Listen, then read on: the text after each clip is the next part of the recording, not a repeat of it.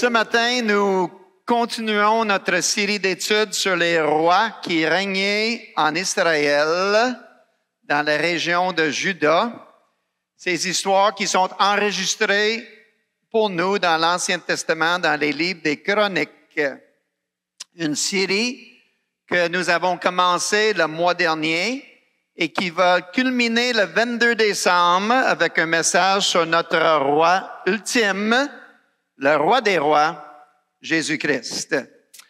Alors, après avoir étudié jusqu'à date dans la série la vie et le règne des rois Roboam, Asa, Abijah, Josaphat et Joaz, ce matin, c'est au tour du roi Akazia d'être en dessous de notre loupe. En passant, parenthèse, ce n'est pas exactement les noms qu'on retrouve dans nos albums de finissant de l'école secondaire des années 70. Roboam, Asa, Abijah, Josaphat, Joaz. Mais c'est très possiblement le genre de nom que vous retrouverez dans une classe de maternelle au Québec en 2024. Les temps ont changé. Dans les 4 études qui ont été faites dans cette série jusqu'à maintenant, nous avons clairement vu que parmi ces rois qui régnaient en Israël, il y en avait certains d'entre eux qui étaient bons, qui faisaient ce qui plaît à Dieu, faisaient la volonté de Dieu, vivaient d'une manière droite. On a vu aussi qu'il y en avait d'autres qui étaient carrément des mauvais, des méchants, qui ignoraient les voies de Dieu avec un cœur tortueux, incliné vers l'injustice, la violence, la tromperie et la méchanceté. Il y en avait d'autres qu'on pourrait décrire comme ayant un cœur partagé, divisé, mitigé, tantôt obéissant à Dieu, tantôt les oreilles complètement fermées à la voix de Dieu, partagé, mitigé. Il y avait aussi une 4e catégorie qui avait une vie changée, c'est-à-dire avec une volte-face à un moment donné dans leur parcours. Ben, attention, parfois, ce changement allait de mauvais vers bon. Bravo, n'est-ce pas? Et d'autres fois, le changement était de bon envers mauvais. Moins cool, ça. Donc, jusqu'à date, dans la série, dans les pages des Écritures, 1 et 2 Chroniques, on a vu ces 4 différentes sortes de cœurs. Ce qu'on peut clairement constater drette là, c'est que cet ensemble de rois qui vivaient très loin de nous, n'est-ce pas? Il y a longtemps, il y a plus de 2000 ans, ben, ce n'est pas bien différent que la composition de notre société québécoise en 2024, n'est-ce pas? Des bons, des mauvais, des cœurs partagés, des cœurs changeants. Dans notre étude ce matin, en ce 24 novembre, nous allons examiner la vie d'un roi mauvais. Dites-le avec moi. Mauvais. Mauvais. L'homme en question s'appelle Akazia. L'histoire de sa vie se retrouve dans 2 Chroniques, chapitre 22, et nous allons lire ensemble les 9 premiers versets. 2 Chroniques 22, 1 à 9. Et même avant de lire le récit de sa vie, je veux vous dire clairement qu'il n'y a pas un seul mot positif qui est écrit dans la Bible à son égard.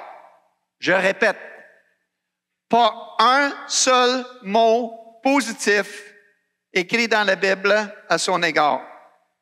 Très triste déclaration, n'est-ce pas? Notre analyse de sa vie ce matin sera assez bref. Je ne vais pas prendre 40 minutes pour examiner tous les détails de sa méchanceté. Et je vous avoue d'une façon transparente que je vais utiliser l'analyse de sa vie comme un tremplin pour nous amener à un examen de nos propres vies. Bonne idée? Dans un message que j'ai intitulé « Quelle voix écoutes-tu? » Quelle voix écoutes-tu?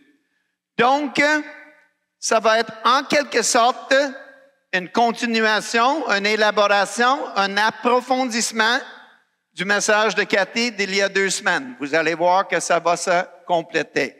Donc, on débute par notre lecture, 2 Chroniques, chapitre 22, les versets 1 à 9.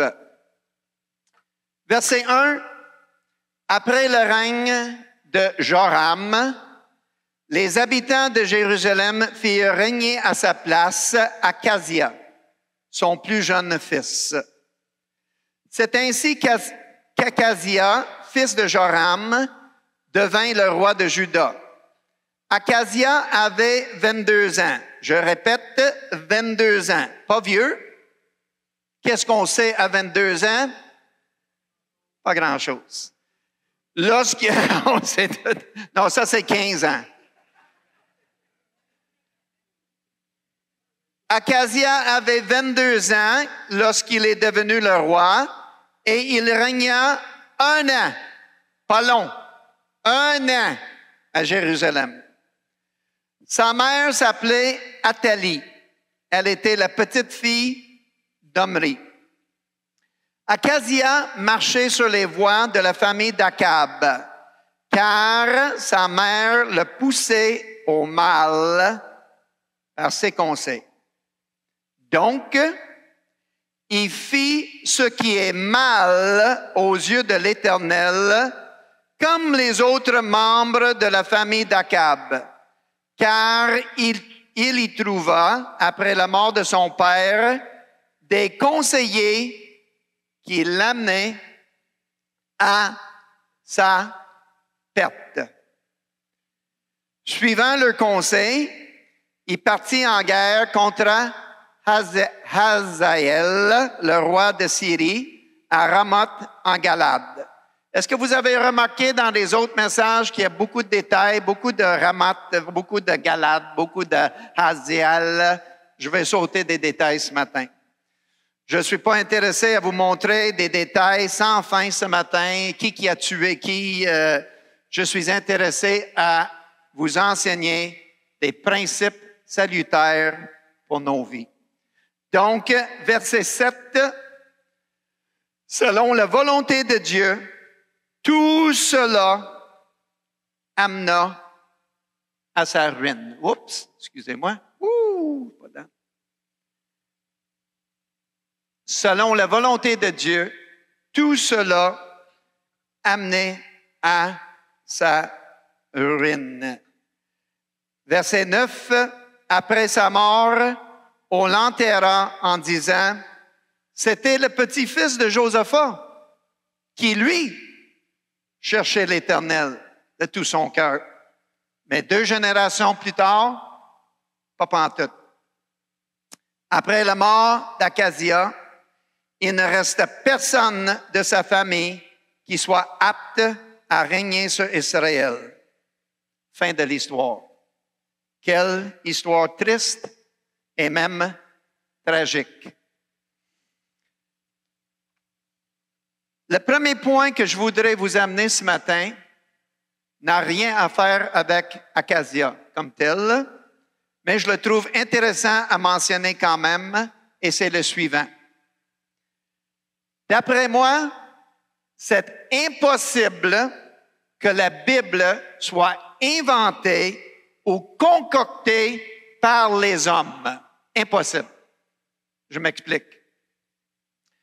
Beaucoup de non-chrétiens entendre parler vaguement des histoires comme l'arche de Noé et le déluge, la traversée de la mer Rouge, des murs de Jéricho qui ont tombé au son des trompettes, la multiplication des pains et des poissons pour nourrir une foule de 5000 personnes, et bien sûr la résurrection de Jésus. Et ils disent, c'est un paquet de mythes, impossible, ça a été inventé par les hommes, n'est-ce pas? Voici ma question. Si les hommes allaient inventer, écrire un livre pour faire embarquer du monde dans leur mouvement, pensez-vous qu'il y aura tellement d'histoires qui projettent les héros dans une si mauvaise lumière? Intéressant, n'est-ce pas? J'étais en train de lire sur Acacia, puis ça m'a frappé. J'ai dit, je vais le partager avec les frères et les sœurs. Les héros dans une mauvaise lumière. Abraham, héros de la foi, est menteur. David, héros de la foi, adultère et meurtrier. Pierre, héros de la foi, qui a renié son maître. Paul, héros de la foi chrétienne, qui persécutait les croyants en Jésus. Les rois d'Israël, Israël, le peuple de Dieu, étaient vraiment tous des hommes vaillants, courageux, nobles et droits, n'est-ce pas? Plutôt un gang où la majorité était tout croche. Le roi Acacia, un homme mauvais qui a fait ce qui est mal aux yeux de Dieu.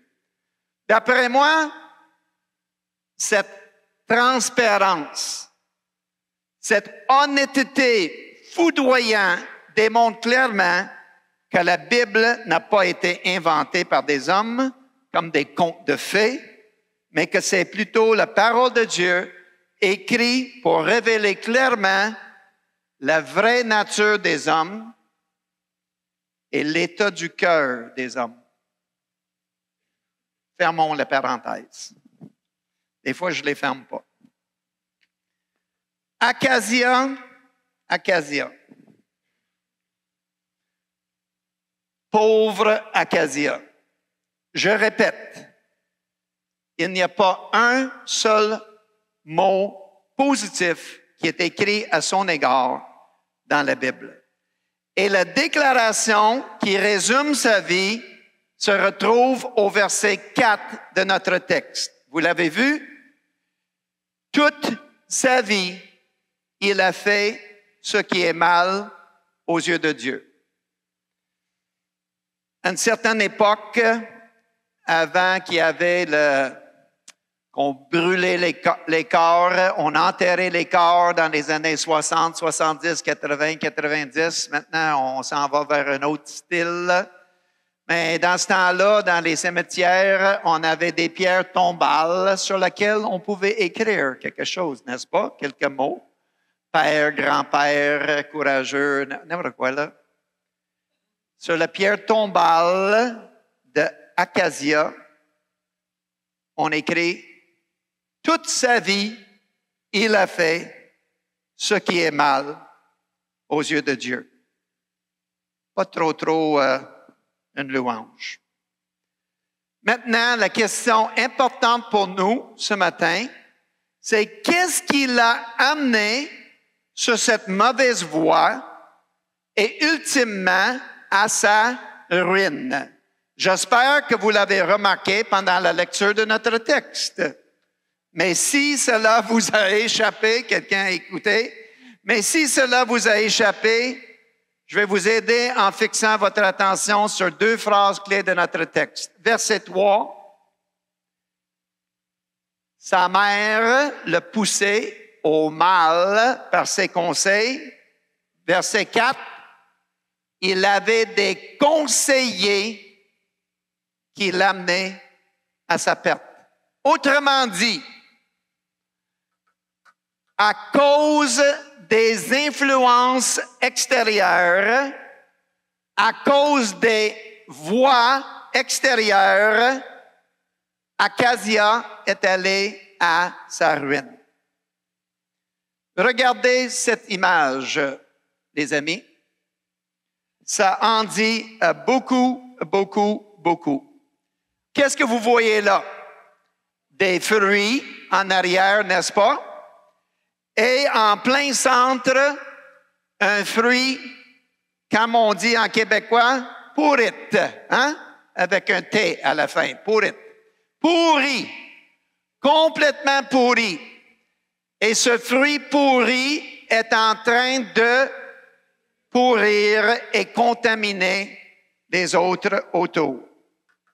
Ça en dit beaucoup, cette image-là. La pourriture et les mauvaises influences contaminent tout autour. Quel est le titre de notre message ce matin? Quelle voix écoutes-tu? Donc, déjà à 11h24, nous avons assez parlé d'Acacia ce matin. Pour le restant de notre temps ensemble, on va faire un examen de nos propres vies. Quelle voix écoutes-tu? Quelle voix écoutes-tu pour prendre des décisions quotidiennes? Quelle voix écoutes-tu pour trouver et tracer ta voie dans ce monde, je vous le dis, de plus en plus complexe, de plus en plus ténébreux? Les options, les possibilités des voix qu'on peut écouter sont très nombreuses. Certaines bonnes et plusieurs pas bonnes. Laissez-moi vous guider à travers une introspection et une évaluation de ta propre vie en vous présentant 8 voies possibles qui peuvent nous influencer. Vous êtes prêts? Numéro 1. On peut écouter la voix des fous. Je vous informe, si vous ne le saviez pas en franchissant la porte ce matin, qu'il y a des fous qui nous entourent dans notre société québécoise moderne. Plusieurs d'entre eux ont des micros, des jobs payants dans les médias et ils ont l'attention du peuple. Ça s'appelle le radio AM.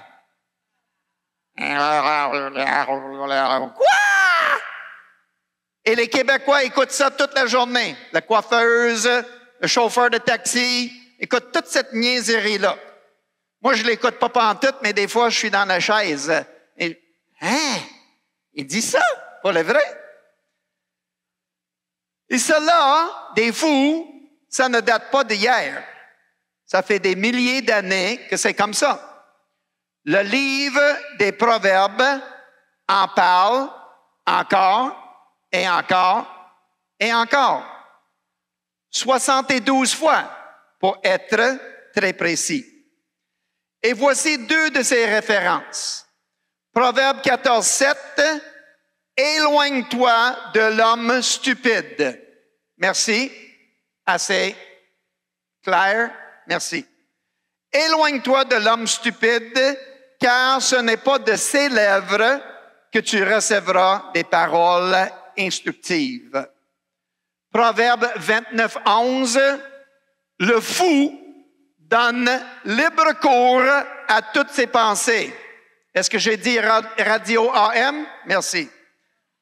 Il y a une émission au Québec qui s'appelle Parler pour parler. Ça veut tout dire, OK? Parler pour parler. Le fou donne libre cours à toutes ses pensées, tandis que le sage y met un frein. Voici un exemple moderne de ce qu'un fou pourrait nous dire. Vous êtes prêts? Vends ta maison et gagez tous les profits de cette vente sur les Canadiens qui vont gagner le Coupe Stanley cette année. OK? Ça, c'est la folie. Ça, c'est un fou. Je vous fais confiance ce matin. Je crois bien que 99,9% de nous sont assez instruits pour ne pas faire cela. Mais par contre, c'est la sorte de personne que le roi Acasia aurait écouté, sûrement. Dieu dit dans sa parole d'une façon catégorique, « Éloigne-toi de ces hommes, ne les écoutez pas. » Numéro 2, des demi-fous. Je ne trouvais pas un meilleur terme, fait que je les ai appelés demi-fous. Ça serait clair quand je l'explique. Le conseil du fou est généralement assez stupide, gager toutes les ventes sur les Canadiens, que c'est facile de l'ignorer, tandis que les suggestions des demi-fous contiennent un message tellement embrouillé qu'un assez grand pourcentage des gens le gobent. Par exemple, le demi-fou pourrait dire « Avale du poison, tu vas l'aimer ». Vous dites, ben, voyons donc, Jerry, c'est assez stupide que le conseil du fou. Je ne vois pas vraiment la différence entre les deux. Vraiment? Je le répète. Avale du poison et tu vas l'aimer. Je dis, non, je ne ferai pas ça. Et pourtant, à tous les jours, des milliers de gens consomment des cigarettes, de l'alcool, d'autres drogues, et la pornographie, qui sont tous des poisons pour nos corps et pour nos âmes. Quelle voix écoutes-tu sur une base quotidienne dans ta vie? Si le Saint-Esprit de Dieu te parle présentement dans cette section, que celui qui a des oreilles pour écouter, écoute sa voix. Numéro 3, notre chair. Notre chair. Celle-là chevauche le numéro 2. Car c'est fort possible que ce soit ta chair qui te dit de consommer cigarettes, l'alcool, drogue et pornographie, etc. Et ta chair te pousse à faire beaucoup d'autres choses qui sont néfastes pour ta vie et qui sont contre la volonté de Dieu. Rajoute aux impulsions de la chair la voix du monde et son message ultra présent dans les annonces. Tu le mérites bien. Tout le monde le fait. Fais-le donc. If it feels good, it must be right. Si j'aime ça, ça doit être bien, non? Non. Non. Cathy et moi avons écouté un film cute et innocent. Vous voyez mes doigts? Cute et innocent. Un chick flick, dernièrement, qui avait comme message central « If it feels good, it must be right. » Si j'aime ça, mais ça doit être bien. Quel mensonge dangereux. La combinaison des voix de ta chair et du monde rend notre course à la sainteté tout un défi en 2024. Voici ce que Dieu dit concernant la chair. En Galates chapitre 5, verset 13, ça dit, « En effet, la chair, la nature humaine, a des désirs qui sont contraires à ceux de l'Esprit de Dieu. » Dans Romains 8, 13a, ça dit, « Si vous vivez en suivant votre chair, vous allez mourir. » La chair, la troisième voix qui nous parle, amène jamais à quelque chose de bon. Donc, Dieu nous donne les deux conseils suivants pour notre bataille spirituelle.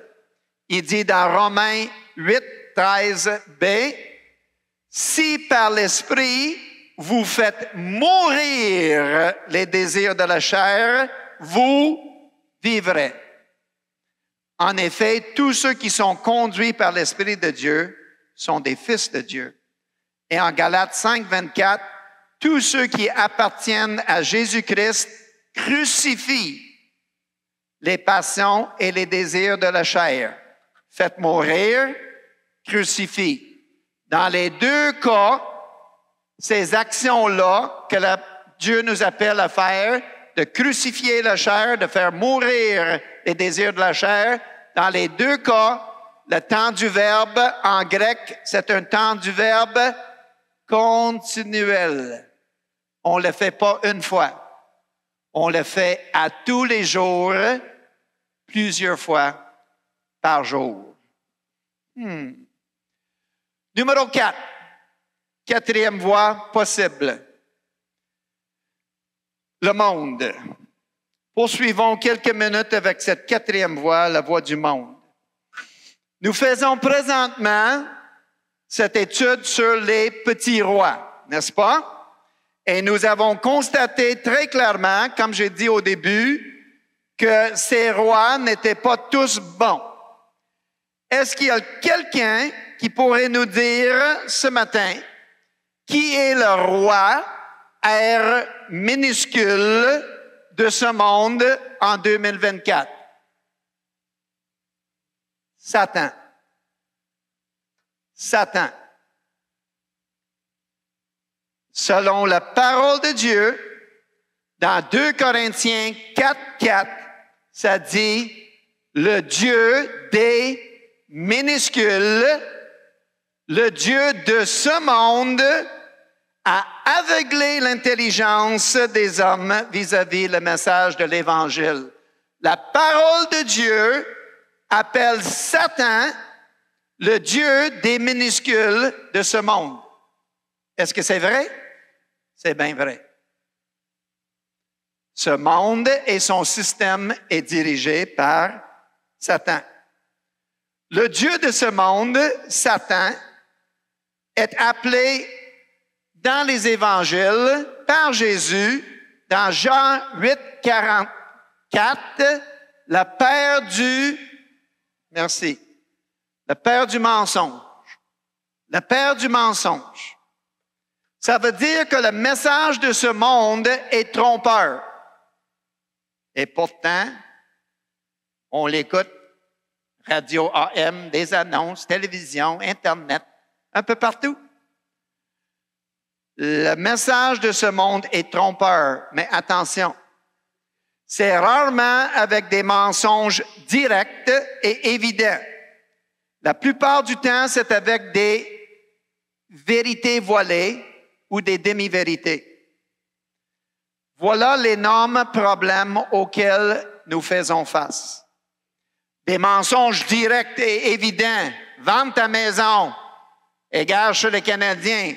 Ça serait assez facile à rejeter, n'est-ce pas?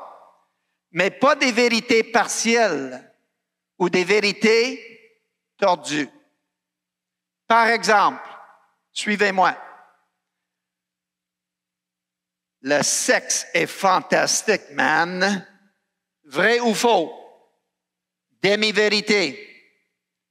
Demi-vérité. Vérité? Le sexe est fantastique dans la sécurité d'une relation matrimoniale scellée par les vœux d'alliance qui produisent une sécurité pour les deux personnes. Satan opère presque toujours avec des vérités partielles, voilées, tordues. Et cela, depuis le tout début, depuis le jardin d'Éden. Dans Genèse 3, 1, Satan a dit à Ève, « Dieu a-t-il vraiment dit, vous ne mangerez aucun des fruits des arbres du jardin? » Demi-vérité. Demi-vérité. Est-ce que Dieu a dit ça? Non? Est-ce qu'il y a de la vérité là-dedans? Oui. Mélangé, voilé, tordu. Demi-vérité qu'Ève a pu reconnaître. Bravo, Ève. Elle a dit, c'est pas vrai. Dieu n'a pas dit ça. Oui, nous pouvons manger des arbres, des fruits. Seulement l'arbre au milieu du jardin est défendu. Car si nous en mangeons, nous mourrons. Et Satan embarque en disant, vous ne mourrez pas. Vous ne mourrez pas. Vrai ou faux? Demi-vérité. Demi-vérité. Vous ne mourrez pas. Est-ce que Adam et Ève sont morts physiquement après avoir mangé? Non. Est-ce qu'ils sont morts spirituellement? Oui. Demi-vérité. Demi-vérité. Depuis le tout début. La première demi-vérité, Ève l'a captée. La deuxième vérité, pas pantoute. Elle a gobé le mensonge, elle a gobé le fruit, et nous sommes dans ce pétrin depuis. Merci, Ève.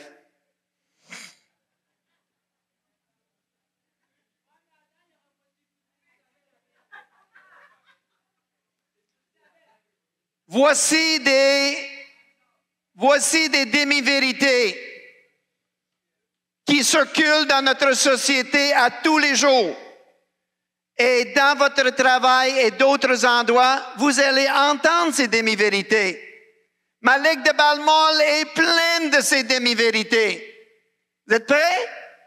Ben, personne à Ottawa saura si tu ne déclares pas ce 10 000 $ de revenus. C'est possiblement vrai. C'est possiblement vrai. Mais Dieu saura. Ton époux, ton épouse saura. Les enfants sauront. Et plus important encore, ta conscience saura. Demi-vérité. C'est possible d'aimer Dieu et d'être sauvé sans lire la Bible et aller à l'Église? Est-ce que c'est vrai? Techniquement, oui. Mais la qualité de ta relation avec Dieu sera piètre. Un autre exemple. Flirter. C'est simplement un petit plaisir innocent. Un petit plaisir innocent. Demi-vérité. Est-ce que c'est un plaisir? Oui. Émotionnellement? Oui. Innocent? Pas pantoute. Détruire ton mariage. Demi-vérité, tu seras plus heureux si tu quittes ta femme. Demi-vérité, émotionnellement peut-être, mais tu vas rompre ta promesse et détruire tes enfants. Chacune de ces 4 premières voies, nous sommes appelés à résister, à dire non. Et maintenant, on s'en va vers le 5e et ça se corse, ça se complique davantage. Écoutez, s'il vous plaît. Numéro 5. Les personnes en autorité. Les personnes en autorité. Logiquement, notre réponse serait, si on devrait les écouter, obéir, oui ou non, logiquement, ce serait oui, n'est-ce pas? Ben oui. Ma réponse ce matin est oui puis non. Oui puis non. Majoritairement, oui, avec des exceptions. Généralement, oui, avec du discernement. Qui sont des personnes en autorité sur nous? Parents, professeurs, pasteurs, coachs, médecins, gouvernement, et ainsi de suite, n'est-ce pas? Quand un parent te dit « Ne touche pas la plaque chauffante sur le poêle », est-ce qu'on devrait obéir? Oui. Quand un policier te dit « Arrête à l'intersection », est-ce qu'on devrait obéir? Oui. Quand l'agent de bord te dit « Bouclez ta ceinture de sécurité », oui. Quand ton médecin te dit, Jerry, prends du Lipitor pour baisser ton cholestérol. Oui, surtout si son nom, c'est Luc Chaussé, là. Et je pourrais donner 10 000, 20 000, 40 000 d'autres exemples ce matin où des autorités disent des choses et généralement, oui, mais pas complètement, aveuglement, mais plutôt avec du discernement et quelques exceptions. Quand une exception? Lorsque ça ne nous tente pas? Non, ça s'appelle l'adolescence. Quand leur ordre va clairement à l'encontre d'un principe de Dieu, à l'encontre de la parole de Dieu. Je vous donne quelques exceptions rapidement ce matin. Certains d'entre vous, vous savez que mon frère aîné, Bob, a joué au football professionnel pour les Blue Bombers de Winnipeg. Ça fait un bout de ça. Il avait une carrière de 5 ans. Il est devenu chrétien dans sa 3e saison, avant sa 3e saison. Et dans sa 4e saison avec les Blue Bombers, il avait un coach à sa position. Son coach en chef était chrétien. Et son coach de sa position des receveurs de passe, tôt dans la saison, a rassemblé les receveurs et les bloqueurs pour leur montrer une technique de bloc qui va certainement blesser l'autre gars au genou et scraper ses genoux. Et comme ça, on va gagner plus de games, n'est-ce pas, si on blesse les autres joueurs? Mon frère et 3 autres chrétiens dans le groupe ont dit jamais de la vie. Ce gars-là, il a une famille. Ce gars-là, il est peut-être mon frère dans la foi. Jamais je ferai ça. Et la parole de Dieu dit, faites aux autres ce que vous aimeriez que les autres fassent pour vous. Ils sont allés voir le coach en chef. Ils ont désobéi. Ils ont dit non, on ne fera pas ça. Ils sont allés voir le coach en chef et devinez ce qui est arrivé. C'est le coach qui était renvoyé. Avec du discernement. Pas chaque ordre. Qui a amené Acacia à sa perte? Sa mère et d'autres conseillers. Ma mère m'a donné toutes sortes de bons conseils dans ma vie. Et ma mère m'a aussi dit à 7 ans que le salut se trouve en Marie et que je devrais prier Marie. À 7 ans, je l'ai fait parce que c'était ma mère. Mais à 17 ans, quand j'avais l'Esprit de Dieu en moi, quand je suis devenu chrétien, j'ai dit non, je ne ferai pas ça. N'est-ce pas?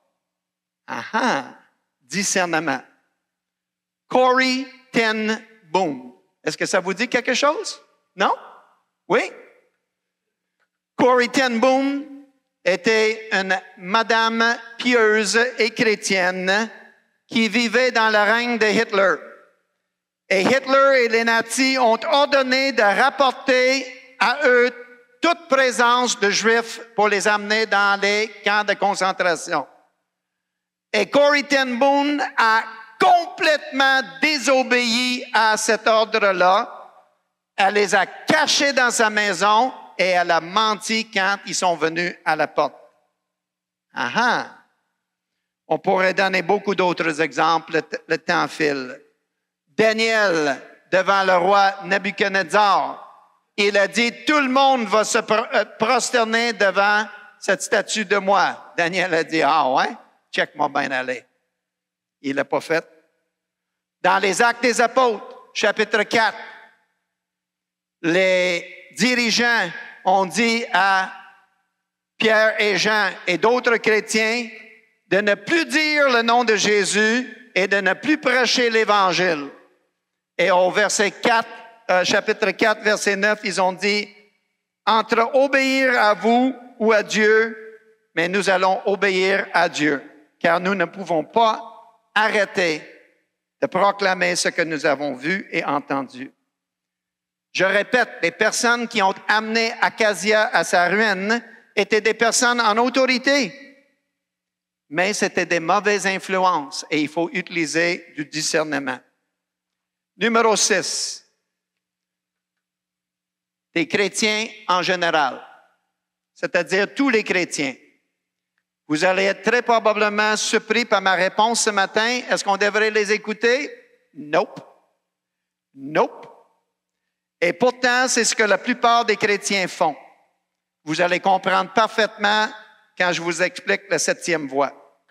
Mais pour l'instant, établissons le fait que si vous voulez être dans un état de confusion totale, je répète, confusion totale, demande à un groupe de 20 chrétiens disparates leur avis sur le rôle de la femme dans l'Église, le retour de Christ, le meilleur style de louange, parler en langue, les finances, la discipline des enfants et plein d'autres sujets. Vous allez être complètement confus. Si votre stratégie est de suivre des conseils et écouter des voix de tous les chrétiens, ça veut dire que vous allez entendre des conseils venant de chrétiens immatures, chrétiens charnels, chrétiens rétrogrades, chrétiens désobéissants, chrétiens orgueilleux, chrétiens peu instruits et peu réfléchis. Cela, chers amis, ce n'est pas la voie de la sagesse. Pendant notre tempête matrimoniale en 2007, je pense qu'il n'y a plus personne à l'Église qui n'est pas au courant que Cathy et moi, en 2007, on était sur le point de se divorcer. On vivait des mois sans se parler, à passer des notes. Et au plus creux de cette vague, au plus noir de cette tempête, il y avait des chrétiens, S pluriel, qui m'ont dit que je devrais divorcer ma femme. Ben, Dieu va comprendre. Dieu pardonne. Il y a un chrétien qui est descendu d'Ottawa pour venir me dire, après avoir divorcé sa femme, je suis beaucoup plus heureux maintenant que j'étais avec ma femme. Tu peux trouver un meilleur que Cathy et Jerry. Malheureusement, de simplement écouter des chrétiens en général n'est généralement pas une bonne idée. Numéro 7. Des chrétiens matures et remplis de sagesse. Encore plus spécifiquement, quelques 2, 3, 4 mentors spirituels. Ça veut dire des personnes expérimentées. Leur sagesse a été prouvée à travers les années par leur vie exemplaire, avec qui vous avez une relation naturelle et un pont de confiance. Voilà le chemin de la sagesse. Voilà l'erreur principale du roi Acacia. Il n'a pas écouté la bonne voix. Trouvons quelques mentors spirituels. Pas une grande foule, pas une parade de gens, ni un inconnu, c'est-à-dire le preacher le plus hot sur l'Internet présentement que vous ne connaissez pas. Pas une bonne idée. Et pourtant, c'est vraiment à la mode. Cette relation avec un mentor devrait être caractérisée par la transparence, la redevabilité et la formation de disciples.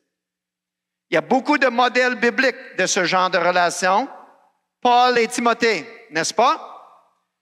Paul et son protégé, son enfant dans la foi, Timothée. Timothée qui, selon les instructions de Paul, est devenu le pasteur à l'église d'Éphèse. Paul lui a dit, ce que tu as vu et entendu de moi, confie-le à d'autres hommes. Chère madame, dans Tite chapitre 2, versets 3 et 5, la parole de Dieu nous dit que les femmes âgées devraient enseigner aux plus jeunes femmes ce qui est bien. Plein d'autres exemples. Jéthro et Moïse, Élie et Samuel, Nathan et David, Mordecai et Esther, Élisabeth et Marie, et beaucoup d'autres. Le 7 juillet prochain, ça va faire 50 ans de vie chrétienne pour moi. 50 ans, imagine. Et dans tout ce temps-là, 50 ans, j'ai eu 3 mentors spirituels. Dave, Paul et Larry, pendant une période de 50 ans. Rajoute à ces 3 hommes environ 5 à 6 amis et pères, P-A-I-R-E-S, et mon épouse. Et ça, c'est le fer qui aiguise le fer. Voilà la totalité des voix des conseillers que j'ai écoutées sur une base régulière dans ma vie chrétienne. Ce n'est pas beaucoup. Numéro 8, la voix de Dieu. Cathy en a parlé beaucoup. Je vais être très bref. Question. Avez-vous entendu la voix de Dieu audiblement? Comme Noé, comme Abraham, comme Moïse, comme Marie? Moi, non, jamais. Jamais. Des fois, j'écoute. Non. J'aimerais ça. 66 ans. Je n'ai jamais entendu sa voix audiblement. Avez-vous entendu parler à ton cœur clairement? Oui, définitivement.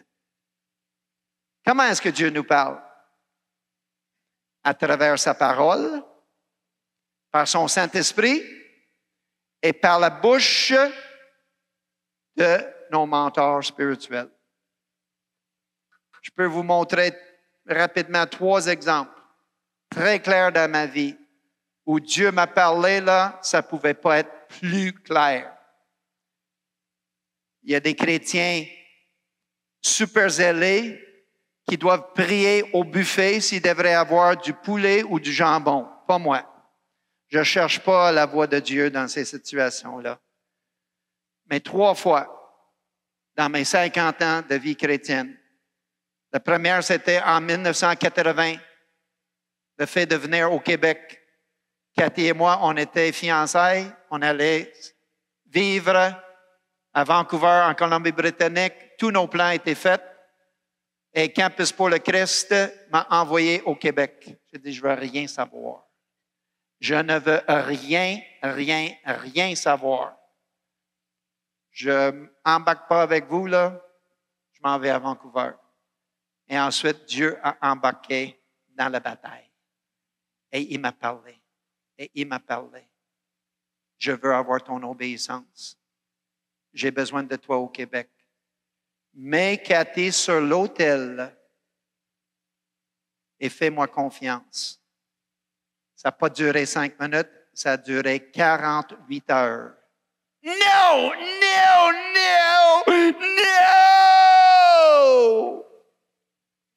Pour ensuite dire, d'accord.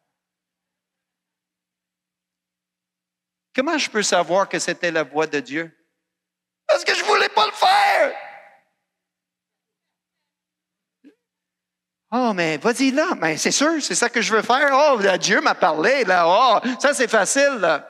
Mais quand tu ne veux pas le faire, c'est sûr. Plus tard, mon beau-père non chrétien a dit, tu as volé ma fille pour l'amener à l'autre bout du pays, pour t'éloigner de moi. Je lui ai dit avec confiance, Ce n'était pas mon idée d'aller là. C'était la voix de Dieu qui m'a parlé. Deuxième exemple, c'était me marier avec Cathy. À ce moment-là, il y avait d'autres femmes pieuses et belles dans mon entourage, mais j'ai vu en Cathy une femme avec laquelle j'avais le même but et les mêmes valeurs, et aussi une femme qui allait me compléter. Troisième exemple, c'était de quitter mon poste pastoral en 2010 pour commencer à temps plein un ministère envers les couples. Notez bien que Dieu ne va jamais communiquer à ton esprit quelque chose qui est à l'encontre de sa parole. Il ne va jamais te dire « quitte ta femme ». Ça, c'est une autre voix parmi les 8 voix qu'on a entendues. 8 voix, chers amis, qui nous parlent constamment. Des fous, des demi-fous, notre chair et le monde. On doit apprendre à résister et à dire non. Des personnes en autorité et des chrétiens en général, oui, avec beaucoup de discernement. Quelques mentors spirituels expérimentés et sages, définitivement. Dieu, c'est surtout et principalement sa voix qu'on veut écouter. Contrairement au pauvre roi Acasia, que Dieu nous accorde sa sagesse pour écouter la bonne voix. Prions, s'il vous plaît.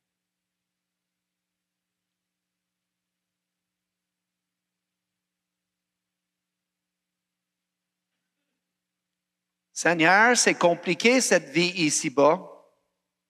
Est-ce que tu le savais? Oui, tu le sais. Radio, annonce, Internet, notre chair. Des gens autour, beaucoup de voix.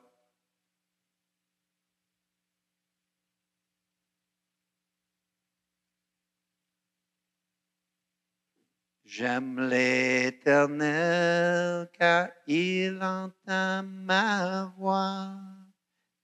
Et oui, Seigneur, tu entends notre voix et nous, on veut entendre ta voix. Surtout ta voix.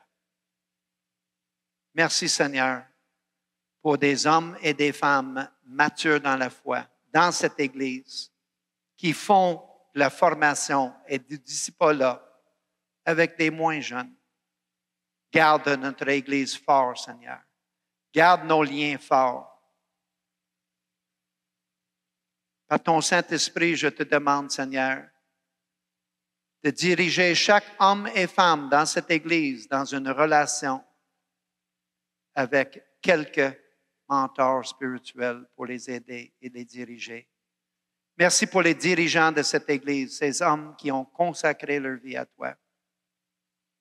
Donne-nous, Seigneur, ta sagesse et ton discernement dans cette bataille quotidienne, cette bataille spirituelle, cette marche de sainteté. On ne veut jamais finir comme le roi Acasia. Quelle triste histoire.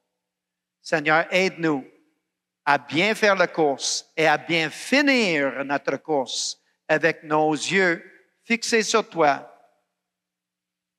l'auteur de notre foi et celui qui la rend à la perfection. Fortifie-nous dans le nom de Jésus. Amen.